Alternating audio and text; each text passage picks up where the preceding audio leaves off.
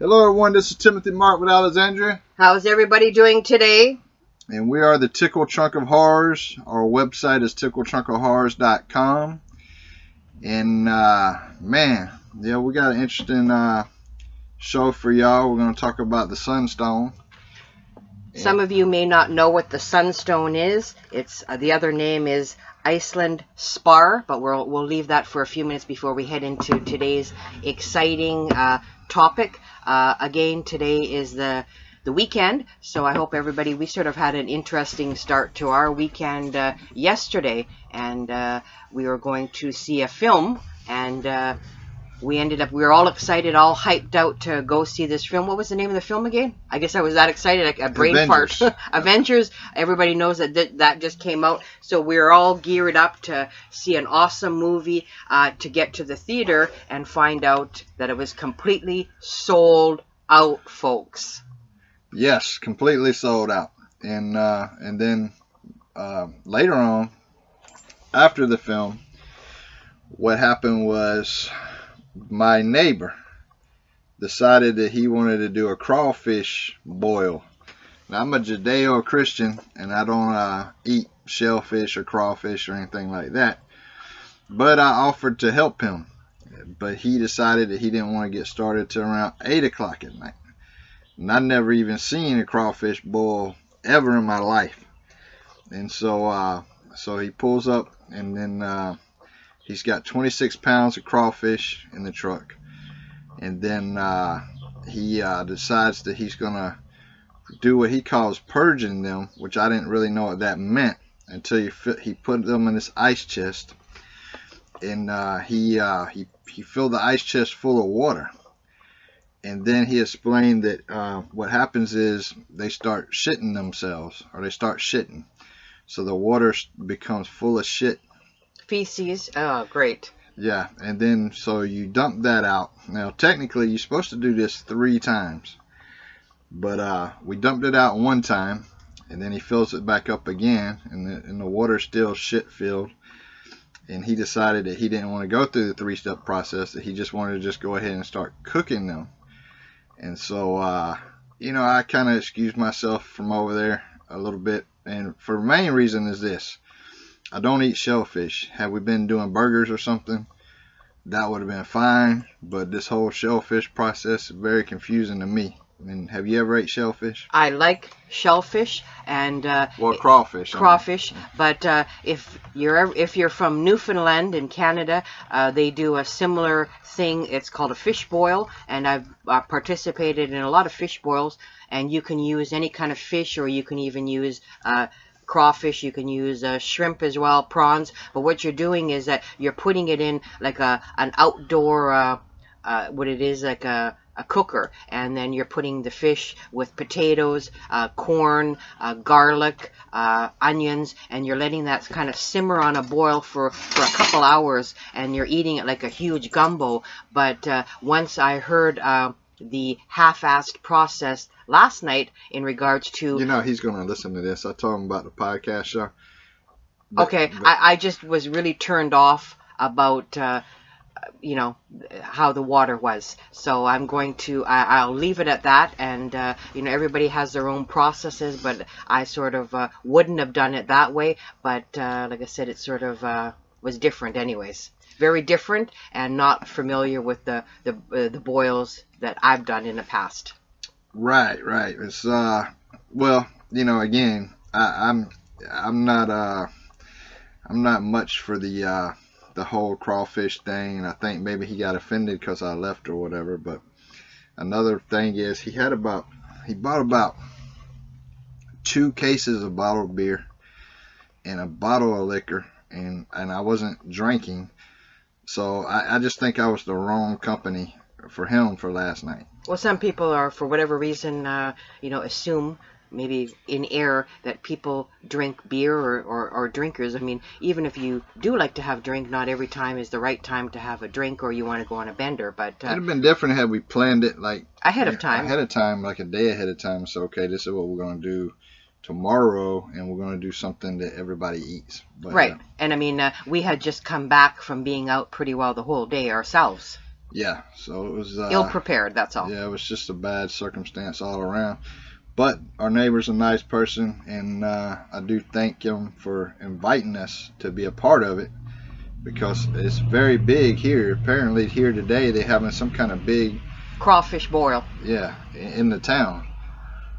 But like I said, everybody does it differently, and like I said, it's big in New Orleans and Louisiana as well. And as we know, we are close to Louisiana, being where we currently are situated.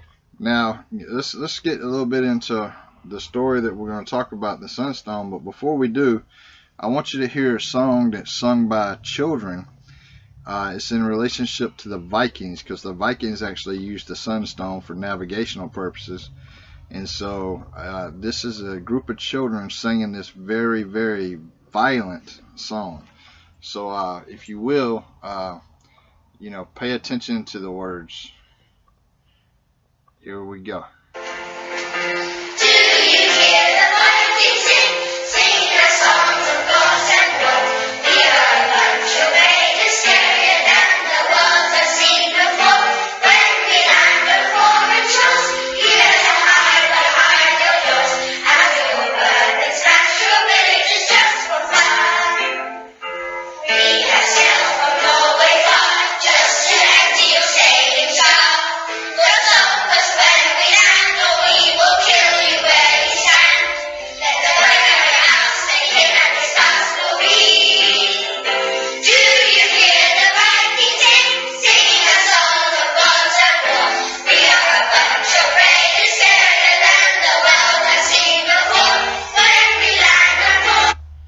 Okay, so with that being said, now I would like to say, as someone who grew up in the South in America, I cannot hardly understand the words that they saying. Can you? Yes, I can. I mean, the children are singing about the Viking ships, and they're coming to pillage, loot, and just have a gay old time. So these children are in the song. We all know that Vikings supposedly raped, pillaged, looted monastery and churches. So these children, from the mouth of babes, as they say, that children are saying these things in a song. They said, "We come from Norway far, just to empty your savings jar, and we'll kill you where you stand." So yeah, it's pretty interesting words for children. Yeah. And like I said, for me, I mean, my heritage too is that my ancestors came from Norway to settle in Scotland. So I find it a little bit offensive, but not offensive, because that's what the Vikings did. But they're sort of glorifying the violence and saying how the Vikings did it just on a lark to have a heck of a lot of fun and have a massive party. So I've never heard that song, and that was something new for me today in regards to the Vikings. But now we're going to get into today's show, which is the Sunstone. And the Iceland Spar is possibly the Icelandic Medieval Sunstone used to locate the sun in the sky when obstructed from view. And I had an uncle that was from Icelandic heritage. His mom was from Iceland, and he used to tell us stories. He had a 3,000-acre farm, and he used to tell us stories in specific in regards to this legendary sunstone or Iceland Spar. And the sunstone, in its definition, is a type of mineral attested in several 13th and 14th century written sources in Iceland. And one of these particular sources goes on to describe its use to locate the sun in a completely overcast sky, folks. And the sunstone is also mentioned in the specific inventories of several churches and one monastery in 14th, 15th century Iceland, folks. But let's look at it. So the sunstone can be found in southern Norway and in Sweden. But to give some people here in America, or in the continent of North America, some hope, there is an Oregon sunstone, and it's known as the Oregon Sunstone. And it's found in Harney County, Oregon, in the eastern Lake County, north of Plush. Wow, that's pretty interesting. I didn't even know that there was any indigenous to North America, so that's awesome. And again, there is a theory out there that exists that the sunstone had polarizing attributes and was used as a navigation instrument by seafarers in the Viking Age. And there was actually a specific stone that was found in 2013 off of Alderney in the wreck of a 16th century warship, and it may lend evidence of the existence of sunstones used as navigational devices. So hopefully once they do more research into this particular stone that was found off of this shipwreck, it'll lead to credence to the uses of the sunstone as well. Okay, the sunstone is usually embedded in a vein of quartz. So I made a joke earlier that I was going to study, because she said that we were going to do one on sunstone, a podcast on sunstone. I said, okay, I'm going to study the quartz. That was just a joke, but come to find out, they are found in the vein of quartz. And quartz, has a lot of you out there that collect different kinds of rocks and different kind of gemstones, and if you have, in particular, you use pendulums, or you wear a pendulum around your neck, a lot of them are made of quartz. And I even have amethyst, and there's different other gemstones that can be found in veins of quartz as well. So very, very interesting in regards to that. And one medieval source in Iceland mentions the sunstone as a mineral by means of which the sun could be located in an overcast, snowy sky by actually holding it up and noting where it emitted, reflected, or transmitted light. Now, are you done with that part? Mm-hmm. Okay. So for those folks wondering why we're including the tickle truck of horrors, is for several reasons. One of them is for the paranormal use of it. Sunstone is known to give off a bright and cheery glow of good vibes. The sunstone crystal is the perfect sunblock to protect the sensitive spirit from our toxic and imperfect world. That, you know what, I love that. I mean, so all of you, that would, if you can get your hands on a sunstone, it's like an SPF for the spirit. Wow, that's awesome. I think that's a unique way to put it. And it wards off negativity while allowing you to bask in the glow of its mighty sunbeams. Call on the sunstone crystal meaning during your darkest hour and get a deep spiritual tan when you take a vacation from the daily stress of everyday life.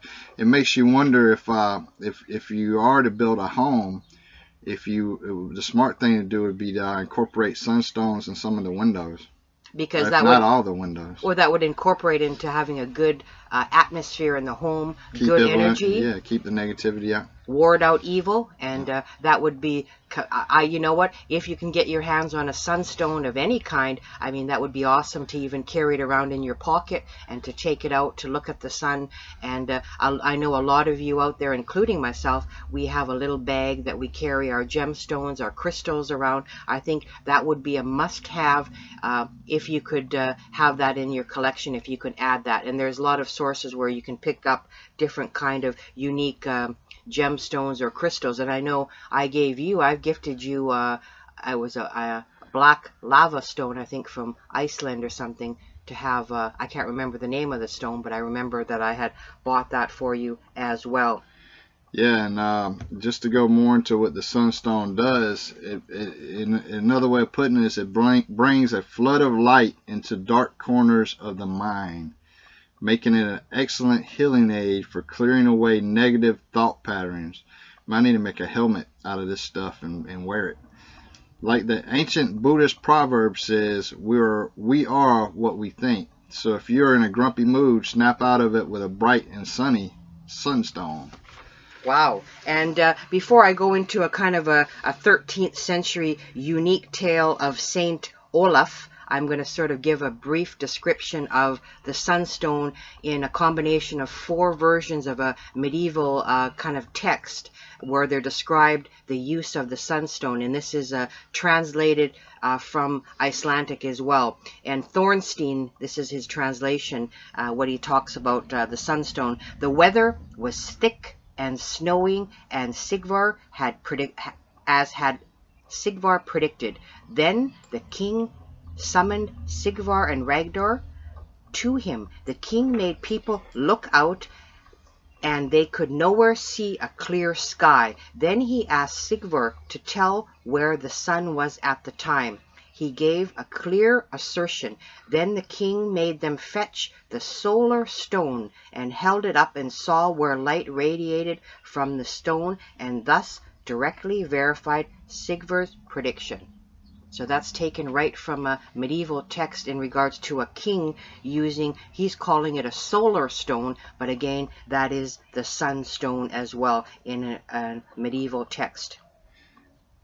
Yeah. Well, it's also used as a chakra cleanser. Sunstone is essential addition to healing grids because it clears and activates all energy pathways, helping increase the power of the other stones. If you lack a sense of sweetness in your life, it's time to call on a sunstone crystal healing properties to evoke the notion of the good vibe. And so, you know, following the spirit of the time-honored proverb, sunstone crystal healing property gives you the guidance to turn your face towards the sun, letting the shadows fall behind you. Sunstone is a shining light of optimism. It's your celestial lighthouse that you can always count on to guide you safely. Wow. That's pretty interesting. And there's two of the original medieval text on the sunstone. There's the, I'll spell it, HRAFNS saga, contains a burst of purely allergical material concerned with his slaying, and this involves a very celestial vision with three highly cosmic knights recalling the horsemen of the apocalypse. I can't even talk today. So there's been various cultures that use the horsemen of the apocalypse, and it has been suggested that the horsemen in this saga contained allusions to the winter solstice and the four elements as an omen of his death, and that is where the sunstone appears as an omen of his death. And then we're going to sort of go into the tale of Saint Olav, and I don't know if any of you are familiar with Saint Olav.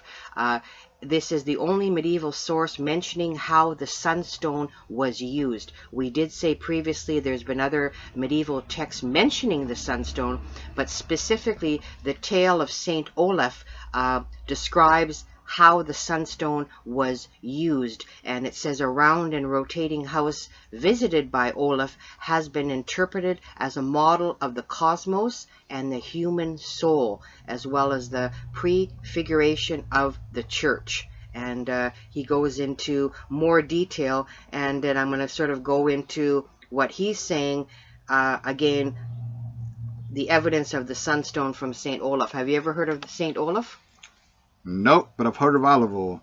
Hey, yeah. So, so far, just to backtrack a little bit and summarize, we're covering the sunstone can be used as a spiritual cleanser to ward off negativity, and the Vikings used it as a navigational tool.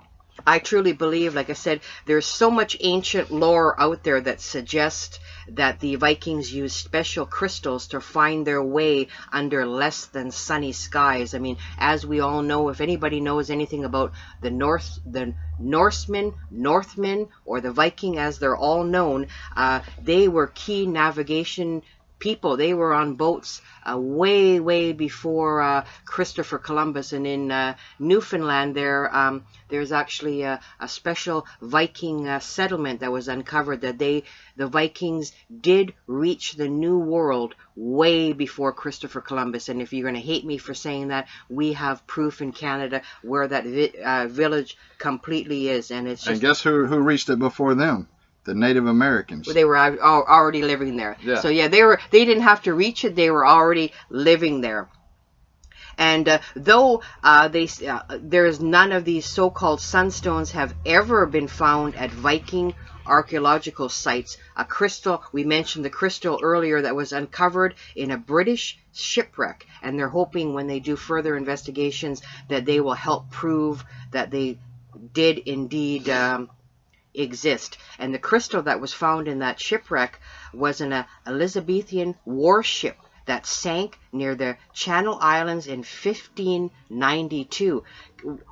Let's put this into perspective. Why would a Elizabethan warship have on it a crystal used for navigational? And if you kind of go into history about Elizabethan times with Queen Elizabeth I, who did she have as her advisor at that particular time in war and different things? She used Dr. John Dee, who was into alchemy, crystals, and all that. So it seems quite likely that an Elizabethan warship would have a stone, and this particular stone was discovered less than 3 feet from a pair of navigational dividers. So that's where that stone was uncovered. Well, let's just talk about the intelligence of because I'm a veteran.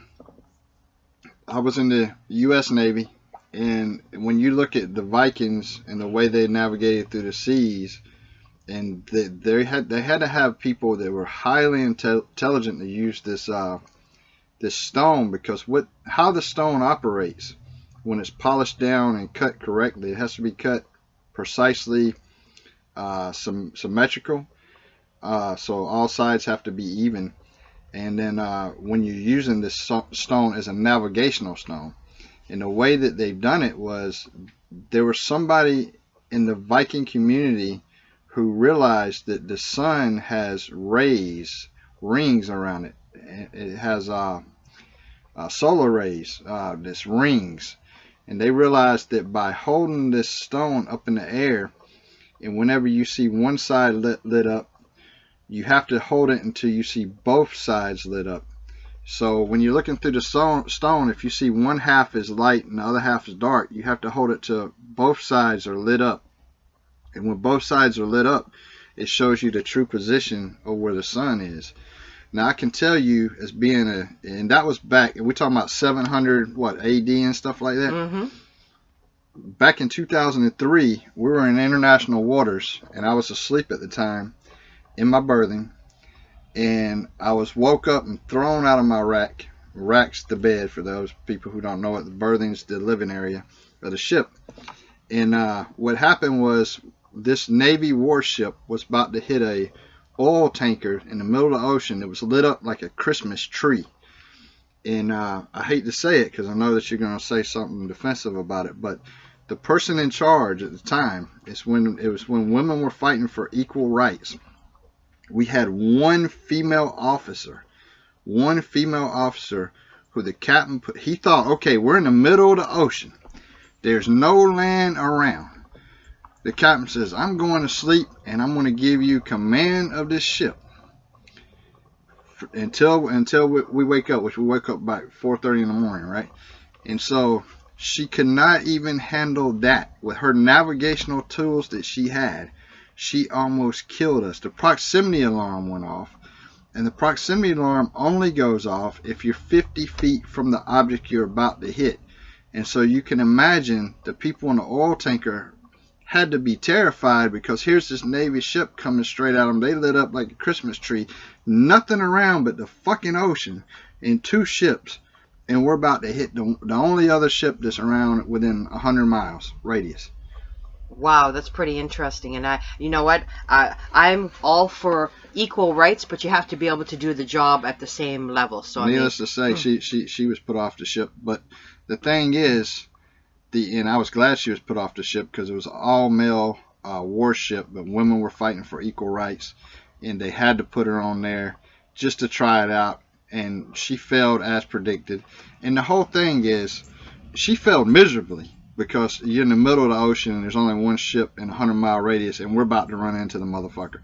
But to go back into it, that's with all the technology that she had, including her fucking eyeballs that can look out the window and see this motherfucker lit up.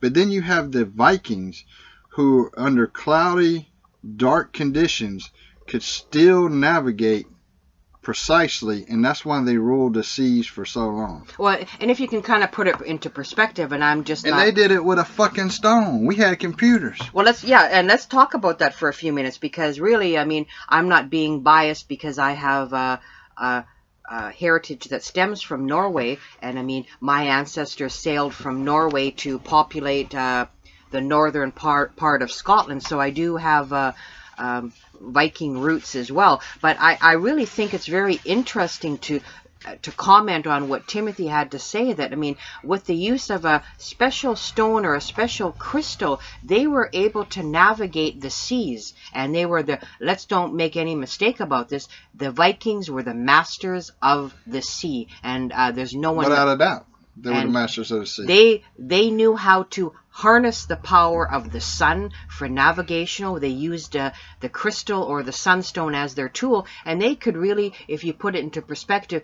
be the world's first navy, really, because of some repute, because you know, they're well written about and well known, not only with children saying about raping, well, the pillaging. Spartans had a navy. Was that before Sparta? I mean, I don't really. You're the historian. I'm not really a historian. Well, the ancient Greece was, you know, far before that. And but they had an amazing navy, and so did Persia, and so did the Egyptians as well. But what I'm saying is that they ruled the sea for two reasons. One, they had these awesome navigational skills by using the sunstone that other navies was not using, or other ships were not using, and they also were, you could consider them to be the first kamikazes, because they would also ram ships.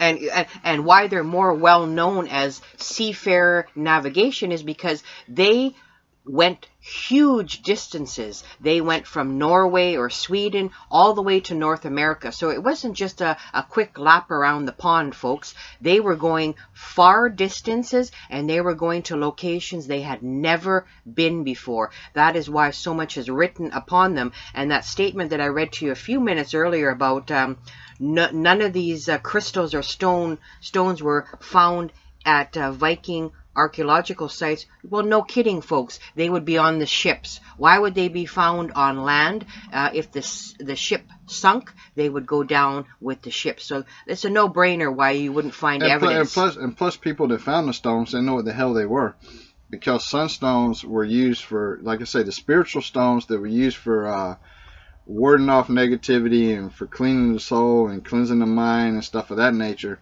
is shaped differently than the sunstone that is used for navigational purposes. And oftentimes when people would find the stones back in the day, they didn't know what the hell they were. Sometimes these stones could have been recut down, and once you cut a navigational sunstone down, it's not going to function the same. And I'm under the train of thought, only because I know so much of this particular topic, which I'm not going to go into, that this Elizabethan warship at the time of Queen Elizabeth I and Dr. John Dee, I mean, she relied so much on John Dee, his knowledge of astrology, alchemy, and the magical arts. It would only stand to reason that there would be one of these particular stones on this warship as a navigational device, maybe warding off evil.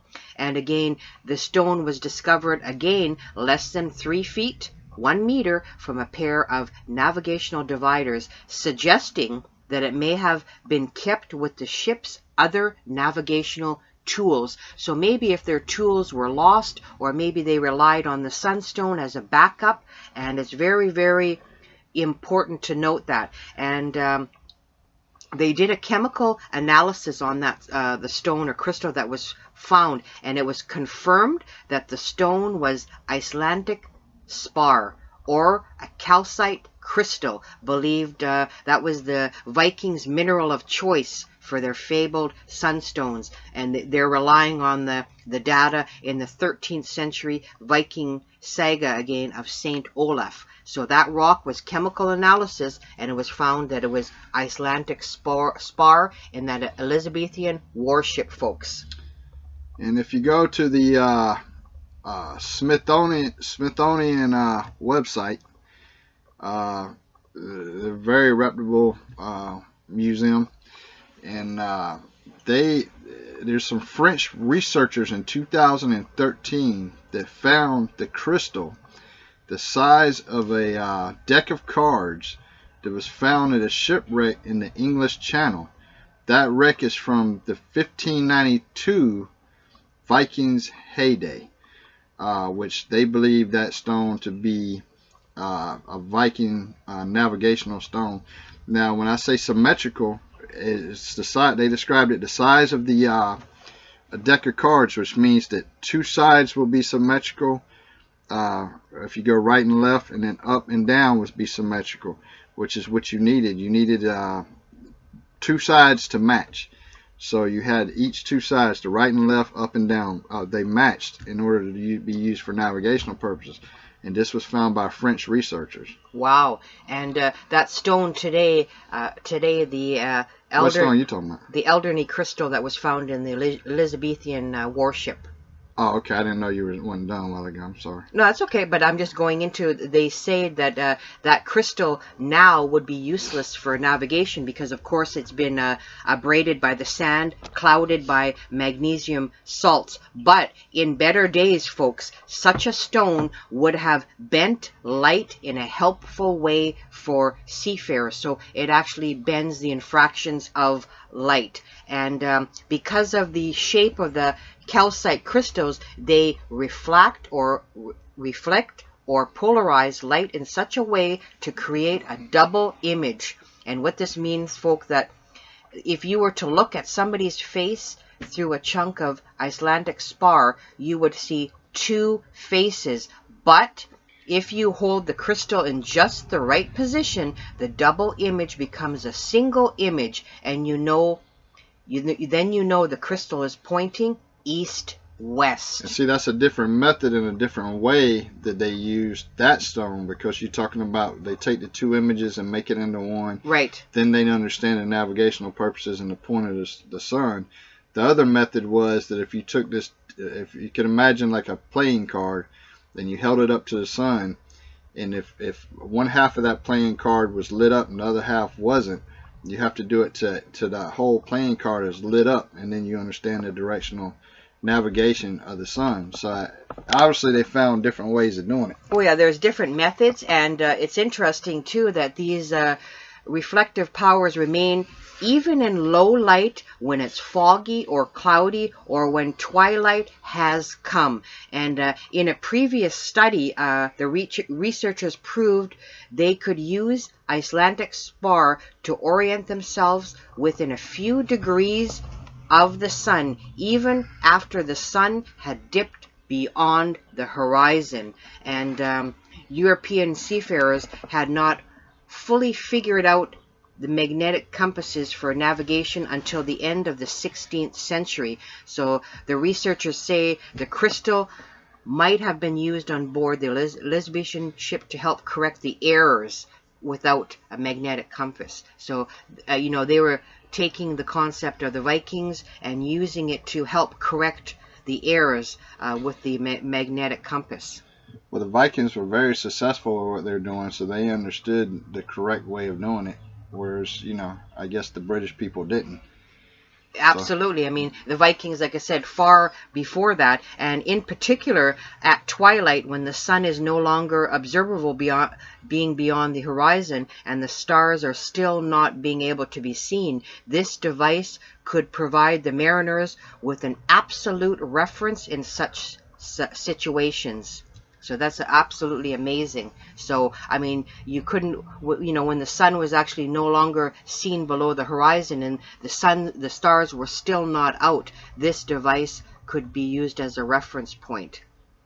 Yeah, because you still have them optical rays or whatever.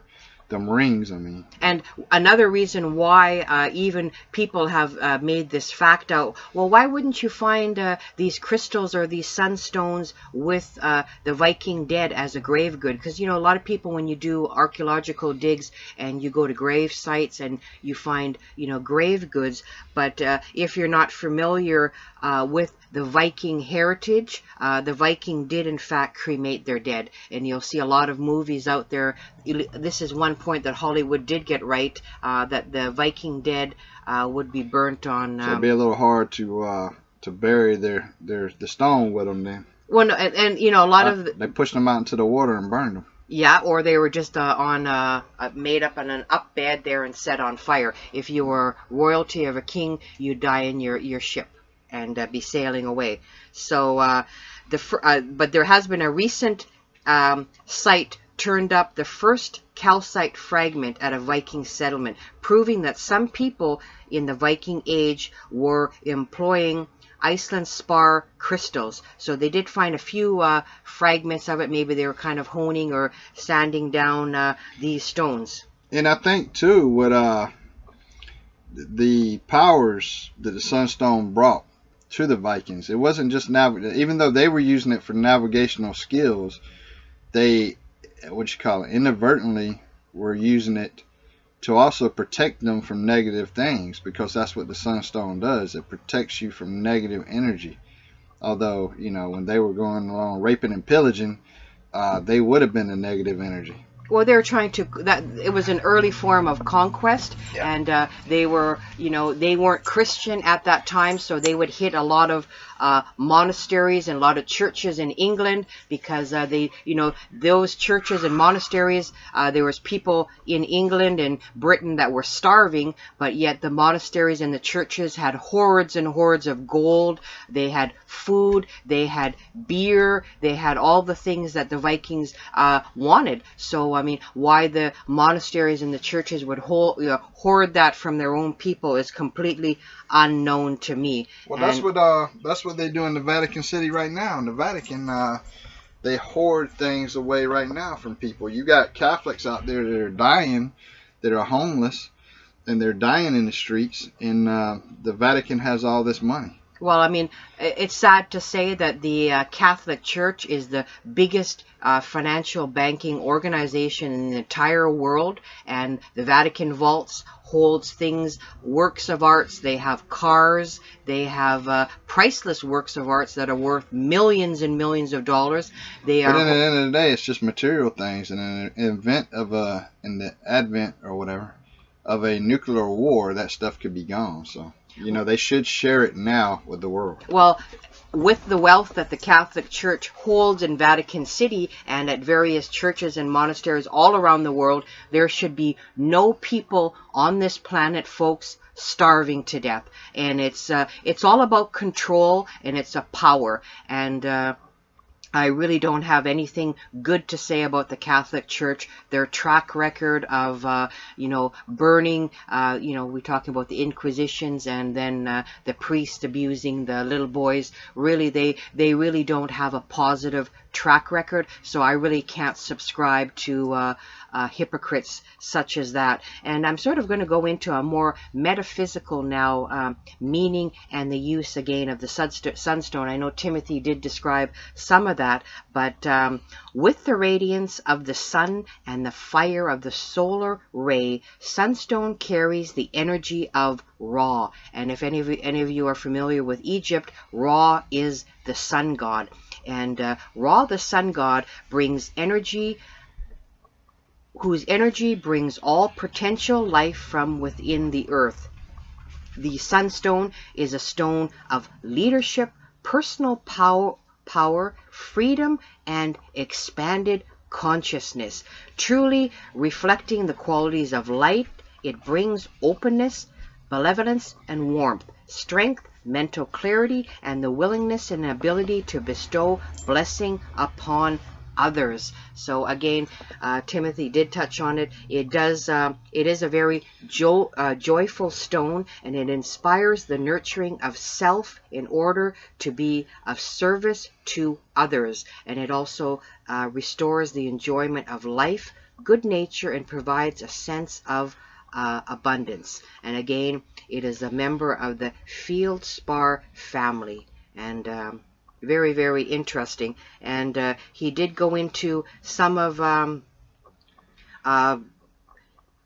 the attributes, and wearing sunstone makes you feel alive and enthusiastic. And as a workplace crystal, it increases your profile and brings opportunity for leadership and promotion. And they say that if you place it next to your computer when you're advertising your own business or services online, very, very beneficial. So some more things in regards to the sunstone. Yeah, I would recommend everybody getting sunstones. Actually, I'm kind of stuck in my head right now that to build a home, to use them sunstone crystals as windows, I think is at least in a few of the windows of the home would be awesome. I think it would be, and we'll go into a few of. There's actually sunstone is being used in various healing therapies, and in regards to physical healing, it warms the body, it increases your metabolism, your digestion, and vitality, and it stimulates self-healing powers, and it sort of regulates and harmonizes all of the organs, and you can use sunstone to treat chronic sore throats and to reduce stomach tension and stomach ulcers. And in ancient times, the sunstone has been used as a grid around the body to relieve cartilage problems, rheumatism, and general aches and pains. Yeah, I mean, it's got a lot of great uses for it, actually. And again, Timothy, in regards to the emotional healing, it does cleanse the aura and the chakras. And if you're looking for somebody to take out the hooks from your aura, a lot of you may know, but you can get hooks in your aura. A sunstone can remove those hooks from possession and remove the hooks of draining your energies. As well, again, the sunstone is involved in chakra healing and balancing energy, because it does really, let's face it folks, possess the powers of the sun and the light, and it really clears and cleanses all the chakras. It kind of restores the joy and nurturing the spirit. And the red and the brown shades of the sunstone activate the base or root chakra, and that is the chakra that is located at the base of the spine that controls the energy for kinesthetic feeling and movement. And it just goes on, and I think for me the most important part would be the sunstone and the spiritual energy. And sunstone relates to people of faith, missionaries, and others who give themselves in service to the world. And it encourages us to act with grace and aids in active, joyous meditation. So the sunstone also carries the yang energy and balances the yin of moonstone. So very, very important in that. Yeah, so that we're giving everybody a reason to basically get you a sunstone. Keep it in your pocket. I would highly recommend having gemstones, having different tools, and this is something in your spiritual paranormal toolkit that is a real must. And if you do meditation like I do, meditating with sunstone on the third eye will enable one to see the highest path of action in any situation. And we all know that sunstone is an alchemic stone, bringing a profound connection to light and the regenerative power of the sun during meditation and in your everyday life. Now, if you're looking at buying a sunstone, you really want to make sure that you get a actual sunstone. Now, the Oregon sunstone is sold by Shane Company, and believe it or not, it's more expensive than an engagement ring for a lot of people. I mean, it's like $1,093 if you buy it by Shane Company. But they also have several sunstones on Amazon.com where you can buy a sunstone for $4.29 at right there, actual sunstone. Those are in the rough form. They're not highly polished, but a lot of people prefer the rough form, and they do their own polishing. And I also recommend that if you get these stones, these crystals, they need to be blessed. They need to be cleansed and purified prior to you using them. And what we'll do is we'll contact the company that's selling it on Amazon, and we'll see if they want to talk about it, maybe briefly on our next podcast or so. So yeah, we'll see. But it only sells for $4.49. I think that's really great. Well, there's a lot of gemstones and crystals in their rough form that are very affordable for all of you, though, that want to add them to your collection. But if you buy it as a ring, and like you said, it's highly polished, then of course you're going to pay way more money. Yeah, because you're paying for the mounting and the ring and everything like that. But a lot of you, like I do, have a little bag of crystals, and sometimes in the raw form. And a lot of people like me will carry. We heard Stephanie from Detroit Paranormal Expedition, where prior to going into investigation, she has some of her team. They have a crystal in their pocket that they carry going into paranormal investigations as protection. Now, Crystal Age, the company that actually sells this, is based in the UK. They have a 97% positive rating in the on the Amazon, which is awesome to get. A lot of good reviews. One review says good packaging and arrived on time, and that was just on the 27th of this month. Awesome. Another one says awesome piece for the collection, good size, and we're talking about something that's just $4 and some change. So definitely something to get. And for all of you that buy gemstones as your birthstone, it's interesting to note as well that the sunstone, the stone of the sun, is really not associated with any zodiac sign. However, it will bring out the sensuality of Virgos and will temper the sexuality and possessiveness of an Aries. So keep that in mind. And as a lot of you use amulets and talismans as protection in the paranormal, supernatural field, as an amulet of protection, the sunstone is a powerful barrier filter, and barrier crystals have incredible abilities to help us focus, and they actually amplify our efforts to keep undesirable elements out of our life. And interesting, crystals with the earth power of a filter, they absorb positive energy flow but work to keep the negative energy away from us, and they actually help us view the world in a glass half full outlook, to see the best in others, the beauty in life. And I mean, we could only have more of that. And we hope that this topic today, we sort of covered different angles of the sunstone, or the other word is Iceland Spar. We gave you a bit about how the Vikings used it as a navigational tool, quite successfully, I might add. We went into how there's been various texts mention of it in the 13th, 14th century with written sources in Iceland. We go into the theories of navigation, and we go into in 2013 when that ship Elizabethan Warship was found, and having one of those sunstones in the navigational tools there as well. And there is a kids movie based on a ruby sunstone, and it's called Dinotopia, and it looks to be a good movie. It's released in 2005. It's 75 minutes long. But I think we covered enough of the sunstone now.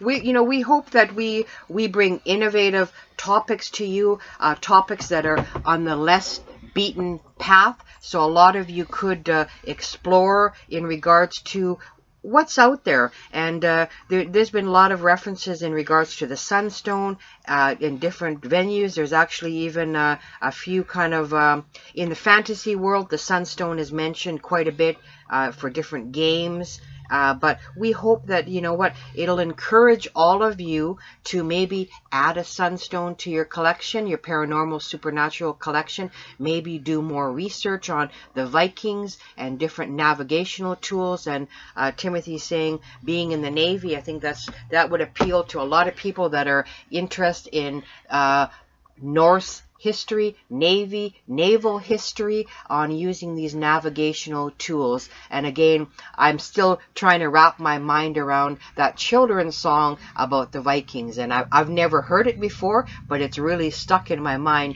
that you would have children kind of saying about raping, pillaging, and being happy as one big Viking heathen party. That's just one on me, folks, but very interesting perspective on that. Yeah, and so we'll see if we can't have another. We'll see if we can't have this UK company contact us during one of our podcasts and talk more on the Sunstone. We're going to do another podcast on the Blood Eagle.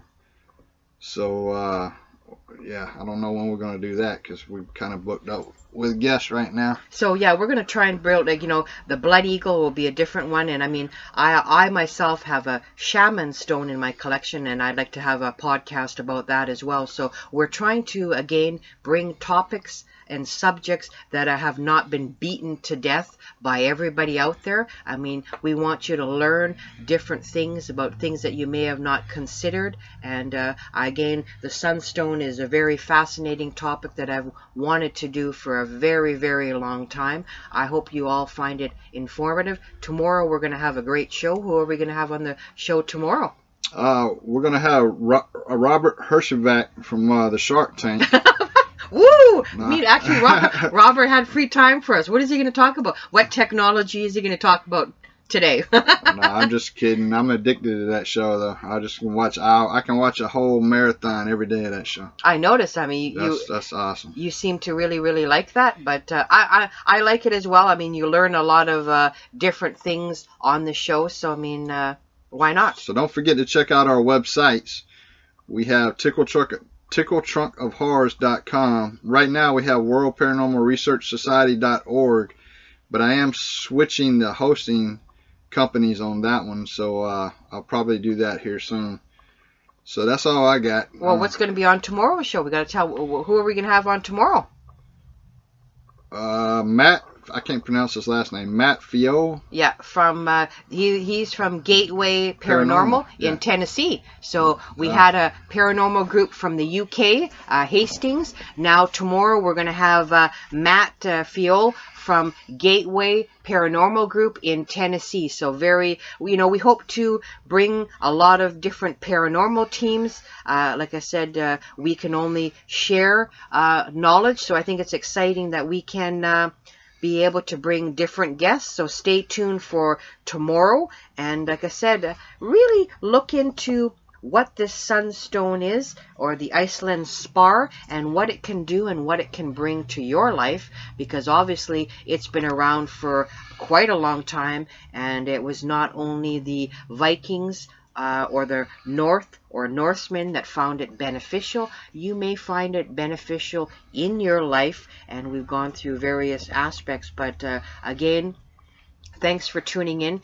Tickle Trunk of Horrors. Check out our website, TickleTrunkOfHorrors.com, and I hope everybody's going to enjoy the rest of your day and really look into some of these crystals and these gemstones. Well, I had something else I was going to say, but damn if I ain't forgot it now. Just that quick. Oh, maybe you'll mention it on another show. I think it was important. I'm glad you're feeling. Oh, yeah. This podcast plays on Spreaker.com. I know some people listen to it on YouTube. If you're listening to it on YouTube and you don't have the time to listen to it on YouTube, all you got to do is go to Spreaker.com and download it. You can actually download it from Spreaker. It also plays on iTunes, and you can find us on Tumblr. And I wanted to But we get most of our listeners from Spreaker.com. So if you go to Spreaker.com and type in Tickle Trunk of Horrors, you can get all of our shows. Yeah, because we had a few people that were confused. They just thought they would have to go to Spreaker to get it, but that's not the only venue. But that's the best way to get it, where you can download it and listen to it whenever you want. Yeah, that is the best way to get it. But some people were confused about is it just on YouTube, people, I don't know what to tell you. Those people are probably beyond our control. Beyond our reach to help. When you look at it at YouTube, it clearly says on YouTube, Spreaker.com in the little picture thing there. So you go to Spreaker.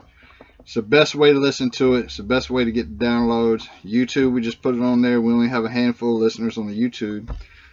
But we got thousands on our actual paranormal investigations. And I'm going to sort of, for some of you people that think we're maybe rough around the edges, we're real, we're up close, we're personal, we're in your face, we're going to tell you like it is. And I'm going to leave this statement for some of you that may have a problem with how we conduct ourselves.